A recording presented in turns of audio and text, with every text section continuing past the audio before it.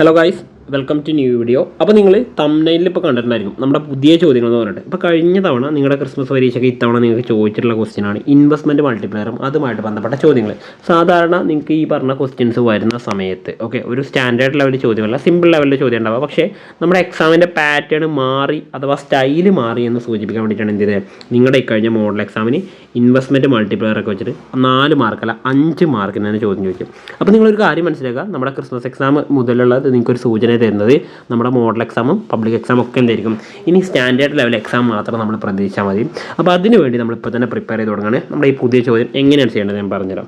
അപ്പോൾ ആദ്യം നമ്മൾ പഠിച്ചിട്ടുണ്ട് ഇൻവെസ്റ്റ്മെൻറ്റ് മൾട്ടിപ്ലയർ എന്ന് പറഞ്ഞാൽ ഇത് നമ്മുടെ ഇന്ത്യൻ എക്കോണമി നമ്മൾ പഠിച്ചിട്ടുണ്ട്, അതേപോലെ മറ്റ് കാര്യങ്ങളൊക്കെ പഠിച്ചിട്ടുണ്ട്. പക്ഷേ ഇവിടെ ചോദിച്ചിരിക്കുന്നത് നമ്മുടെ +2 മാക്രോ എക്കണോമിക്സ്. മാക്രോ എന്നുള്ള ചോദ്യമാണിത്. ഈ പറയുന്ന ഇൻവെസ്റ്റ്മെൻറ്റ് മൾട്ടിപ്ലയർ നമ്മുടെ 4th ചാപ്റ്റർ 4th ചാപ്റ്ററിനെ ബേസ് ചെയ്തിട്ടാണ് ചോദിച്ചിട്ടുള്ളത്. അപ്പോൾ ഇൻവെസ്റ്റ്മെൻറ്റ് മൾട്ടിപ്ലയർ എന്ന് ഞാൻ പറഞ്ഞുതരാം. ഇൻവെസ്റ്റ്മെൻറ്റ് മൾട്ടിപ്ലയർ എന്ന് പറഞ്ഞു കഴിഞ്ഞാൽ സിമ്പിളായിട്ട് നമ്മൾ ഇക്വേഷൻ പഠിച്ചിട്ടുണ്ട്. എന്താ ഇൻവെസ്റ്റ്മെൻറ്റ് മൾട്ടിപ്ലയറിൻ്റെ ഇക്വേഷൻ?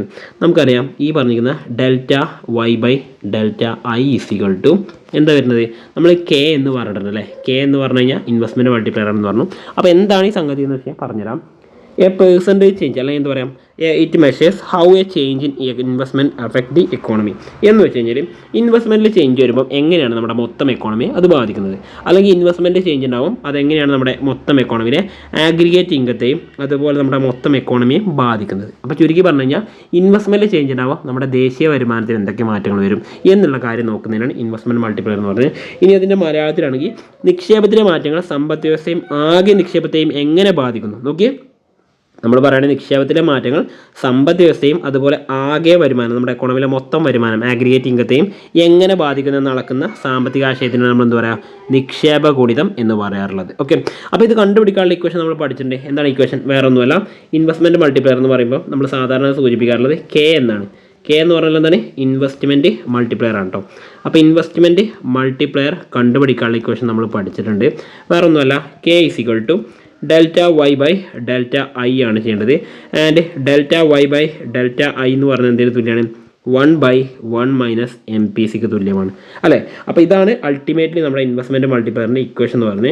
അപ്പോൾ ഇതുകൂടി നിങ്ങൾ അറിഞ്ഞു വെക്കുക. ഇനി ഇത് നിങ്ങൾ എഴുതിയാൽ തന്നെ നിങ്ങൾക്ക് ഡെഫിനേഷൻ്റെ കൂടെ ഒരു പ്ലസ് പോയിൻ്റ് ആണത്.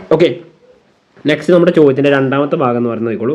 Which equation is used to find MPC? Marginal propensity to consume നമ്മൾ കണ്ടെത്താൻ വേണ്ടി, അഥവാ MPC കണ്ടെത്താൻ വേണ്ടി നമ്മൾ ഉപയോഗിക്കുന്ന ഇക്വേഷൻ എന്താ? മാർജിനലാണോ മുകളിലും താഴെ എന്തായിരിക്കും ത്രികോണം അഥവാ ഡെൽറ്റ ഉണ്ടാവും എന്ന് ഞാൻ നിങ്ങളോട് പറഞ്ഞിട്ടുണ്ട് അല്ലേ. മാർജിനൽ ഏത് കോൺസെപ്റ്റ് വന്നാലും ഡെൽറ്റ ഇട്ട് കൊടുക്കണം. ഇനി കൺസംഷൻ ആണ് ചോദിച്ചുകൊണ്ട് നമ്മൾ കൺസംഷൻ മുകളിൽ കൊടുക്കുന്നു, ഇൻകം എന്ത് ചെയ്യുന്നു താഴെ കൊടുക്കുന്നു. അപ്പോൾ ΔC/ΔY എന്ന് പറയുന്ന ഇക്വേഷൻ നമുക്ക് വേണ്ടത് ഓപ്ഷൻ 4ാമത്തെ ഓപ്ഷൻ, അതാണ് നമ്മുടെ ശരിയുത്തരം വരിക കേട്ടോ. ഈ താഴെ തന്നിട്ട് 4ാമത്തെ ഓപ്ഷന് ശരിയുത്തരം വരിക.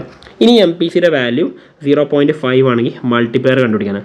ഇവിടെ നമ്മളോട് പറഞ്ഞ മൾട്ടിപ്ലയർ ഏതാ അറിയോ? ഇൻവെസ്റ്റ്മെൻറ്റ് മൾട്ടിപ്ലയറിനെ കുറിച്ചാണ് നമ്മൾ ഡിസ്കസ് ചെയ്തത്. അപ്പോൾ അത് കണ്ടുപിടിക്കാൻ നമ്മളോട് പറഞ്ഞു. അപ്പോൾ നമുക്ക് സി ചെയ്ത് നോക്കാം. അപ്പോൾ നമ്മുടെ ക്വസ്റ്റിൻ്റെ സി പോർഷൻ എന്ന് പറയുന്നത് എന്താണ്? ഇൻവെസ്റ്റ്മെൻറ്റ് മൾട്ടിപ്ലയർ ആണ്, അഥവാ K = 1/1 - MPC എന്ന് നമുക്ക് കിട്ടിയിട്ടുണ്ട്. എന്ന് വെച്ച് കഴിഞ്ഞാൽ ΔY/ΔI = 1/1 - MPC ആണ് നമുക്കറിയാം. ഇനി അത് വെച്ച് നമ്മൾ ചെയ്യാൻ പോണേ. MPCയുടെ വാല്യൂ നമുക്കറിയാം എത്രയാണ് വന്നിരിക്കുന്നത്? 0.5 ആണ്. 0.5 ആണ്. അപ്പോൾ നമ്മുടെ ഇക്വേഷൻ പ്രകാരം എന്താ ഉത്തരം കിട്ടുക? 1/1 - 0.5. ഒന്നിൽ നിന്നും 0.5 കുറച്ച് എത്ര തന്നെ കിട്ടുക? 0.5 തന്നെ കിട്ടും. അപ്പോൾ 1/0.5 എന്ന് വെച്ച് കഴിഞ്ഞാൽ അതിൻ്റെ അർത്ഥം എന്താണ്? 10/, K = 10/, നമുക്ക് എന്താ പറയാം, ഒന്നുകിൽ നമുക്ക് 10/5 എന്ന് പറയാം, അല്ലെങ്കിൽ നിങ്ങൾ കാൽക്കുലേറ്റർ കയ്യിലില്ലെങ്കിലും ഉണ്ടെങ്കിലും ഒന്നും ടെൻഷൻ അടിക്കണ്ട. 10/5 തുല്യമാണ് എന്ത്? 1/0.5 എന്ന് പറഞ്ഞത്. അതുകൊണ്ട് നമുക്ക് എഴുതാം 10/5 = എത്ര വരിക? 2 ആണ് വരിക അല്ലേ. അപ്പോൾ നമ്മുടെ ആൻസർ എത്ര വരിക? ഇൻവെസ്റ്റ്മെൻറ്റ് മൾട്ടിപ്ലയറിൻ്റെ വാല്യൂ വരുന്നത് 2 എന്നായിരിക്കും വരിക കേട്ടോ. അപ്പോൾ ഇൻവെസ്റ്റ്മെൻറ്റ് മൾട്ടിപ്ലയറിൻ്റെ വാല്യൂ എത്രയാണ്? 2 ആണ് നമ്മുടെ ആൻസർ വരിക. Next question, if investment increases, investment കൂടുന്നു എന്ന് പറഞ്ഞു. ഇൻവെസ്റ്റ്മെൻറ്റ് ഇൻക്രീസസ് എന്ന് പറഞ്ഞാൽ എന്താണ്? ΔIയുടെ വാല്യൂ പറഞ്ഞത് അത് എത്രയാണ്? 200 ആണെന്ന് പറഞ്ഞു. ΔI 200 ആണെങ്കിൽ നമ്മളോട് പറഞ്ഞ ചേഞ്ച് ഇൻ ഇൻകം ΔY എത്രയായിരിക്കും നമ്മളോട് ചോദിച്ചത്. അപ്പോൾ ഇതെങ്ങനെ കണ്ടുപിടിക്കുന്നത് വെച്ച് കഴിഞ്ഞാൽ നമ്മളിപ്പോൾ ഓൾറെഡി കണ്ടെത്തി കഴിഞ്ഞത് ഇൻവെസ്റ്റ്മെൻറ്റ് മൾട്ടിപ്ലയറിൻ്റെ വാല്യൂ ആണ്. അത് വെച്ച് നമ്മൾ ചെയ്യുകയാണെങ്കിൽ നോക്കിക്കോട്ടെ, ഞാൻ പറഞ്ഞുതരാം. ഇപ്പോൾ ഇൻവെസ്റ്റ്മെൻറ്റ് മൾട്ടിപ്ലയറിൻ്റെ വാല്യൂ ഞാൻ ഈ പറഞ്ഞ D എന്ന് പറഞ്ഞ ക്വസ്റ്റ്യൻ്റെ ആൻസർ ആട്ടോ ചെയ്യാൻ പോകുന്നത്. നമ്മളോട് പറഞ്ഞത് D എന്ന് പറഞ്ഞ കണ്ടുപിടിക്കാനാണ്. ΔY/ΔIയുടെ വാല്യൂ നമുക്കറിയാം 1/1 1 മൈനസ് MPC ആണ് അല്ലേ. അതിന് നമുക്കറിയാം 1/1 മൈനസ് MPC ചെയ്തപ്പോൾ 2 എന്നാണ് ഉത്തരം കിട്ടിയത്. ഇനി നമുക്ക് എഴുതാം ഡെൽറ്റ വൈ നമുക്കറിയില്ല, പക്ഷേ ഡെൽറ്റ ആയി നമ്മളോട് പറഞ്ഞിട്ടുണ്ട് 200 ആണെന്ന് പറഞ്ഞിട്ടുണ്ട്. അതെന്തിന് തുല്യമാണ്? ഈ പറഞ്ഞ 2ന് തുല്യമാണെന്ന് നമുക്ക് എഴുതാം. കാരണം ഈ പറഞ്ഞിരിക്കുന്ന 2 തന്നെയാണ് നമ്മളിവിടുത്തെ ഇക്വേഷനിലാക്കിയിട്ടും എഴുതിയത്. ഓക്കെ, ഇനി അത് വെച്ച് നമുക്ക് നോക്കാം. ഡെൽറ്റ വൈ നമുക്കറിയില്ല, അപ്പോൾ ഡെൽറ്റ വൈ കിട്ടാൻ വേണ്ടി നമ്മൾ എന്ത് ചെയ്തു? 200 നമ്മൾ സമത്തിൻ്റെ ഇപ്പുറത്തേക്ക് കൊണ്ടുവന്നു. അപ്പോൾ എന്തായി മാറും? ഡെൽറ്റ വൈ = 2 × 200 എന്നായി മാറുന്നു. ഫൈനലി എത്ര ആൻസർ വരും? 400 എന്ന് വരും. അപ്പോൾ നമ്മുടെ ഉത്തരത്തിലേക്കും ചേഞ്ച് ഇൻ ഇൻകം എന്ന് പറയുന്നത് എത്രയാണ്? 400 ആണ് വരിക. അപ്പോൾ നമ്മുടെ ഉത്തരം ചേഞ്ച് ഇൻ ഇൻകം എന്ന് പറഞ്ഞാൽ 400 ആയിരിക്കും നമ്മുടെ ഉത്തരം ഉണ്ടാവും കേട്ടോ. അപ്പോൾ ഇതൊക്കെയാണ് നമ്മൾ കരുതുന്നത്. നിക്ഷേപ ഗുണകം നമ്മൾ പറഞ്ഞു വെച്ചു, സീമാന്ത പ്രവണത കണ്ടുപിടിക്കാനുള്ള കാര്യം നമ്മൾ പറഞ്ഞു വെച്ചു, സൂത്രവാക്യം പറഞ്ഞു. ദെൻ MPCയുടെ വാല്യൂസ് നമ്മൾ പണഗുണകമല്ല നിക്ഷേപ ഗുണകം കണ്ടെത്തി. ആൻഡ് നമ്മൾ പറഞ്ഞു വരുമാനത്തിനുണ്ടായ മാറ്റം കണ്ടെത്തി. എത്രയാണ്? 400 ആണ്. തൊട്ട് മുമ്പ് 2 ആണ്. And delta C / delta Y ആണ്. ആൻഡ് ഫൈനലി നിക്ഷേപ ഗുണകം നമ്മൾ പറഞ്ഞു വെച്ചു. അപ്പോൾ ഇങ്ങനെയുള്ള പുതിയ ക്വസ്റ്റ്യൻസ് നമ്മൾ ചെയ്ത് പഠിക്കുക തന്നെ വേണം. അപ്പോൾ നിങ്ങൾ പേടിക്കേണ്ട, നമ്മുടെ ഈ പറഞ്ഞ മാക്രോ എക്കണോമിക്സിലെ 4th ചാപ്റ്റർ ഇൻകം ഡിറ്റർമിനേഷൻ ഉണ്ടല്ലോ, അവിടെ നിന്നാണ് ഈ കോൺസെപ്റ്റ് വന്നിട്ടുള്ളത്, ക്വസ്റ്റ്യനും വന്നിട്ടുള്ളത്. ഓക്കെ, അപ്പോൾ നന്നായിട്ട് പഠിക്കുക. All the best.